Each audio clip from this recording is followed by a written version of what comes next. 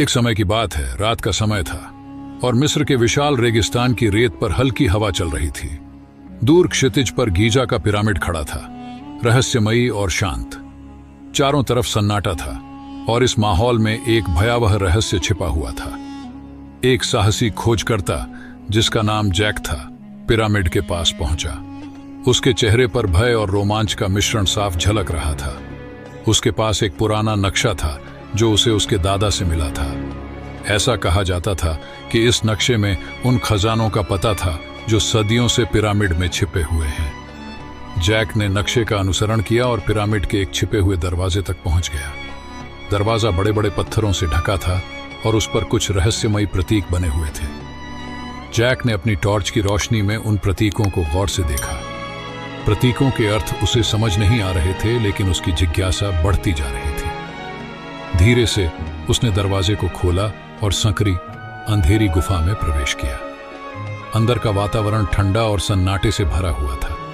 दीवारों पर कई प्राचीन चित्रकारी थी जो देवी देवताओं और अनजाने किस्सों को दर्शा रही थी। यह सब देखकर जैक का मन रोमांचित हो उठा। थोड़ा आगे बढ़ने पर उसे एक चौड़ा कक्ष दिखा जहां कई स्तंभ और पुराने ताबूत रखे हुए थे। कमरे में हल्की धुंध छाई हुई थी जिससे वातावरण और भी रहस्यमयी लग रहा था। कमरे के बीचों बीच एक और दरवाजा था जो बड़े पत्थरों से बंद था। दरवाजे पर कुछ शब्द अंकित थे जो किसी श्राप की चेतावनी का संकेत दे रहे थे। जैक ने दरवाजे को धक्का दिया और उसके अंदर प्रवेश किया। वहां एक गुप्त कक्ष था जिसमें सोने और बेशकीमती गहनों का ढेर पड़ा हुआ था। इस खजाने को देख उसकी आंखें चमक उठी। उसके मन में खजाने को छूने की तीव्र इच्छा थी। खजाने के बीच में एक बड़ा सुनहरे रंग का ताबूत था जिस पर एक राजा की आकृति उकेरी हुई थी। जैक धीरे धीरे उसके पास पहुंचा और हाथ बढ़ाकर उसे छूने ही वाला था कि अचानक एक ठंडी हवा उसके चारों ओर गूंजने लगी। उसके कानों में भयानक फुसफुसाहटें सुनाई देने लगी। जैक घबरा गया और चारों ओर देखने लगा। कमरे में अचानक से धुंधली आकृतियां घूमने लगीं जैसे वे उसे देख रही हों। जैक के दिल की धड़कन तेज हो गई और वह हड़बड़ी में बाहर निकलने का रास्ता ढूंढने लगा। लेकिन जैसे ही वह दरवाजे की ओर भागा, उसे महसूस हुआ कि वह रास्ता अब कहीं नजर नहीं आ रहा था। कमरे में धीरे धीरे और भी आवाजें गूंजने लगीं, मानो अनगिनत आत्माएं जाग गई हों। जैक के चारों ओर भयानक सन्नाटा और अंधेरा छा गया। उसकी टॉर्च की रोशनी भी अब धीरे धीरे बुझने लगी थी। कमरे में सिर्फ उसकी तेज सांसों की आवाज सुनाई दे रही थी। अचानक अंधेरे में एक आकृति प्रकट हुई जो धीरे धीरे उसकी ओर बढ़ने लगी। जैक का दिल भय से कांप उठा। उसने पीछे हटने की कोशिश की, लेकिन उसके पैर लड़खड़ा गए। उसकी घबराहट बढ़ती जा रही थी और उसके मुंह से चीख निकल पड़ी। चीख कमरे में गूंजती रही और फिर सब कुछ शांत हो गया। अब कमरे में सिर्फ अंधेरा ही बचा था। खजाने के चारों ओर फिर से सन्नाटा छा गया और जैक कहीं भी दिखाई नहीं दे रहा था। कुछ देर बाद उसकी टॉर्च का धुंधला प्रकाश फिर से जल उठा, लेकिन अब वह वहीं फर्श पर पड़ा हुआ था, मानो किसी ने उसे वहीं गिरा दिया हो।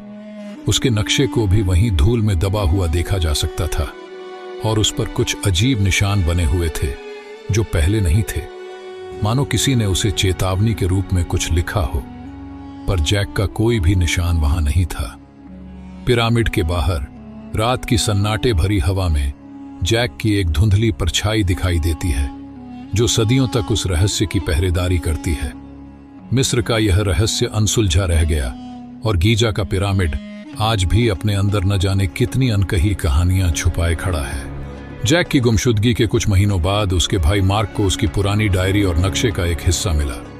मार्क जानता था कि जैक एक साहसी खोज करता था और पिरामिड में जाने से पहले उसने कुछ रहस्यमयी चीजों का जिक्र किया था। मार्क ने ठान लिया कि वह अपने भाई का पता लगाकर ही रहेगा, चाहे इस प्रयास में उसे किसी भी खतरनाक स्थिति का सामना क्यों न करना पड़े। एक रात मार्क मिस्र के उसी रेगिस्तान में पहुंचा जहां से जैक लापता हुआ था। हवा में वही सन्नाटा और रहस्य की गूंज थी। पिरामिड उसी रुखे रुखे अंदाज में खड़ा था जैसे जैक के लिए इंतजार कर रहा हो। मार्क ने अपने साथ जैक की डायरी और नक्शा लिया जिसमें कुछ स्थानों पर बारीकी से निशान लगाए गए थे। जैसे ही मार्क पिरामिड के उसी छिपे दरवाजे के पास पहुंचा, दरवाजा अपने आप खुलने लगा। यह देखकर उसकी धड़कन तेज हो गई। उसने डरते डरते अंदर कदम रखा।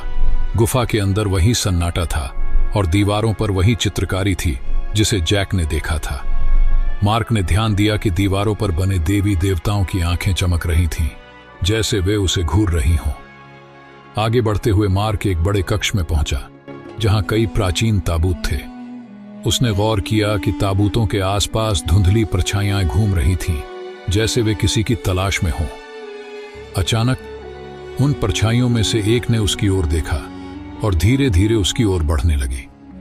मार्क ने अपनी टॉर्च को कसकर पकड़ा और उसे चारों ओर घुमाने लगा, लेकिन वह परछाइयां उसे घेरे जा रही थीं। मार्क ने अपने भाई की डायरी से एक मंत्र पढ़ा, जिससे उसकी टॉर्च से एक तीव्र प्रकाश निकला। उस प्रकाश ने परछाइयों को कुछ देर के लिए रोक दिया और उसे एक और कक्ष का रास्ता दिखा। वह तेजी से उस कक्ष की ओर बढ़ा और अंदर पहुंचा। इस कक्ष में कई गहने और सोने की वस्तुएं थीं, लेकिन उसके केंद्र में एक विशाल पत्थर का ताबूत था, जो जैक के नक्शे में भी वर्णित था। मार्क समझ गया कि यही वह स्थान है जहां जैक को आखिरी बार देखा गया था। वह धीरे धीरे ताबूत के पास पहुंचा और उसके ढक्कन को हटाने की कोशिश